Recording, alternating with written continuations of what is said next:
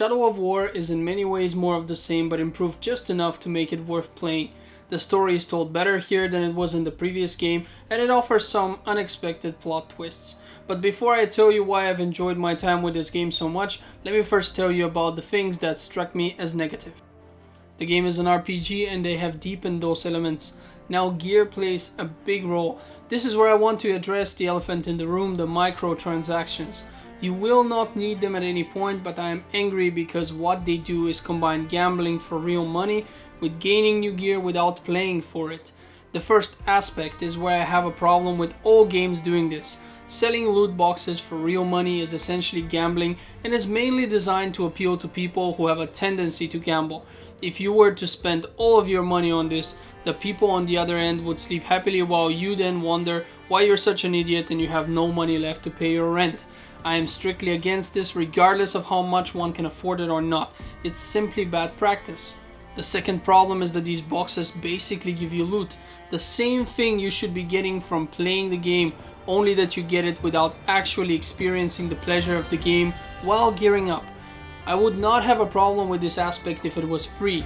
Think back to games of the past. Was there a way to become strong by not actually playing through the game, and was this alternative method free? Yes, it's called cheats. There was a time when people could simply enter cheats and get what they wanted. You shouldn't have to pay for cheats. It's bad business practice and it's also gambling for real money in games. These two things need to go away, and they need to go away fast, and this is one of the reasons why the European Union is considering banning this practice. You see, the generations of players are now beginning to divide quite a bit. We have the newer generation, people who have never played on older consoles and systems such as the Sega Mega Drive or Nintendo consoles of the past, so they more or less have never seen what life without DLCs and all kinds of weird paid additional content is. They don't know what it's like to get cheats for free because there are no such things. If you want to cheat, you pay, you get loot boxes, and you get better games. Most games nowadays will try to avoid giving people who paid an unfair advantage and will just give them things like cosmetics, but it is still an incentive and it is still something that most of the newer gamers do not actually know otherwise. They are just only seeing this in this particular form, and therefore they can't compare it to the past as we, the older gamers, can. We remember a time when we could just enter a cheat code and we would get a new skin, we would get a huge head for our character, we would just get some kind of a strong unit that we can control, immortality, etc, etc. And this is something that the new gamers are not seeing. This is also where this divides. You see, for the newer players who are seeing this for the first time, this is only natural. They don't know any other situation, so they assume that this is normal, it is acceptable, they pay, and they continue to reinforce this system, and that's why we have some developers that really push it to the extreme, and we've seen that this pushing to the extreme will end up biting them in the ass. Since I do not want to waste too much time talking about this right now, it's more of a review of a game than anything else, I will concentrate on continuing with the flaws of the game directly, but it is one of those touchy topics that once I get started I find hard to stop. In the game you level up by doing quests and killing enemies. There are two reasons you will want to do that. First, because you get a skill point for doing so, and that enables you to unlock more powerful abilities.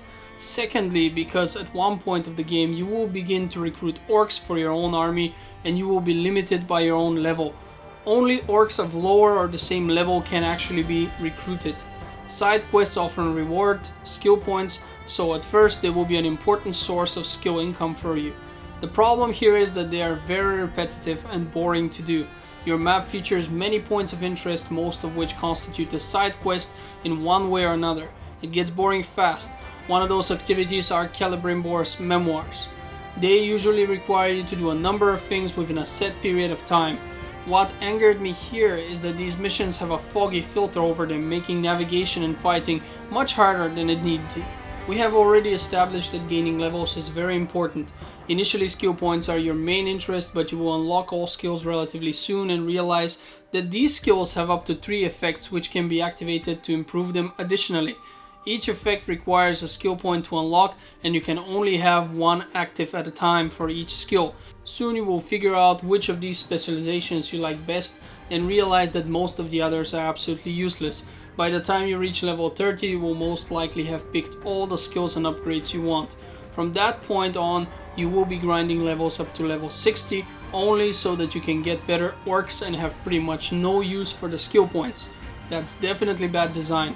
You might not feel like you really need high level orc captains at first, but at the end of the game there's a segment called the Shadow Wars, and this is where you will realize how important high level captains are. This is also where I stopped and started grinding for levels until I reached level 60. The grinding and the many repetitive tasks are easily the game's weakest aspect, and it's only remedied by the system which ranks up orcs as they survive confrontations with you, and even in some cases when they actually die. This is very entertaining and makes the game world feel alive and curious to explore. However, it does not cover for the fact that you are fighting the same basic enemies over and over again. The game also offers some nonsense logic along the way. There are larger enemies resembling ogres. These are called Ologs. If you want to dominate the random non-captain Ologs, you actually need to unlock a special skill specialization for it. If you want to dominate the Olog captains, which are much stronger by the way, you can do this without actually having that specialization. It's not a big deal, but seems like a strange design choice here. Your orc captains can be upgraded in an arena where you watch them fight another of your captains or an enemy from another faction. The winner gains a level. This is a very good way of improving your good captains. Naturally, you could just run around looking for better ones, especially if you consider that the captains themselves are essentially loot boxes. They have different quality levels such as epic and legendary, which also determines their stats, making it a hard choice between dominating and recruiting one or killing and looting him for the possibly much better loot he might give you. I remember my first thoughts once I started the game. I was wondering if my graphics settings had somehow reset themselves because the textures looked fairly low res and overall the graphical fidelity of the game was far from impressive. The eyes do get used to it, especially since the pace of the game is relatively fast, but for the few times when you actually stop to look around, you will notice that the game looks a bit dated. One last gripe that I want to share is the free running. It looks pretty much like in Assassin's Creed and suffers from the same problems, unfortunately. Oftentimes your character will misinterpret your command to run forward while chasing a retreating enemy and will instead grab onto a nearby ledge, losing a lot of the momentum in the process.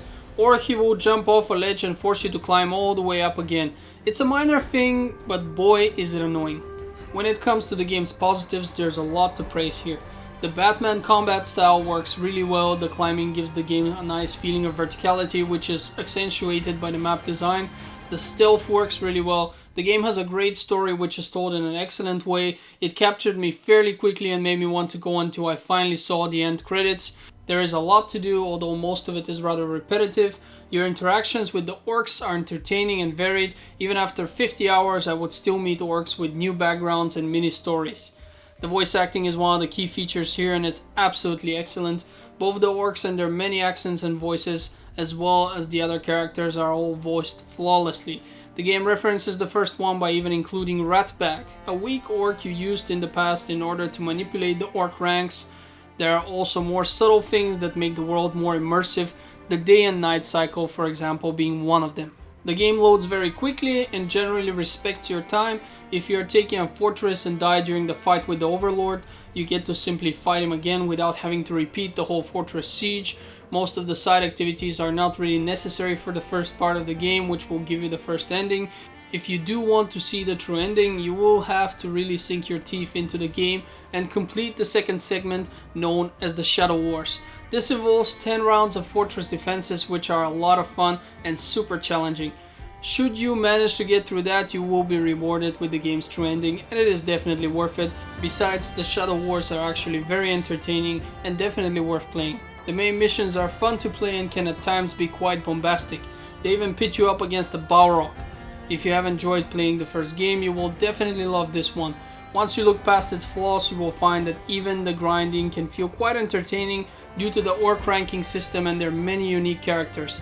Similar to Metal Gear Solid: The Phantom Pain, the orcs adapt with time and gain more and more resistances, sometimes even during the fights with you on the spot, which will force you to change your strategy and place you out of your comfort zone. They will develop resistances to elements such as frost or fire, poison, etc., or just simply not allow you to vault over them anymore, disabling one of your main ways of attacking them from behind. At the end of the day, I think that Shadow of War is a great game. It tells a much better story than the first one, and it does it in a very entertaining and interesting way. The gameplay incorporates the mobility of an Assassin's Creed character with the combat style of the Batman Arkham series, a good recipe which results in a good game. I can definitely recommend it. Let me know what you thought of the game. Did you manage to finish the Shadow Wars? If yes, did you have to grind up to level 60 like I did? In any case, I would like to thank you for watching my videos. I really appreciate it and hope you'll have a great day.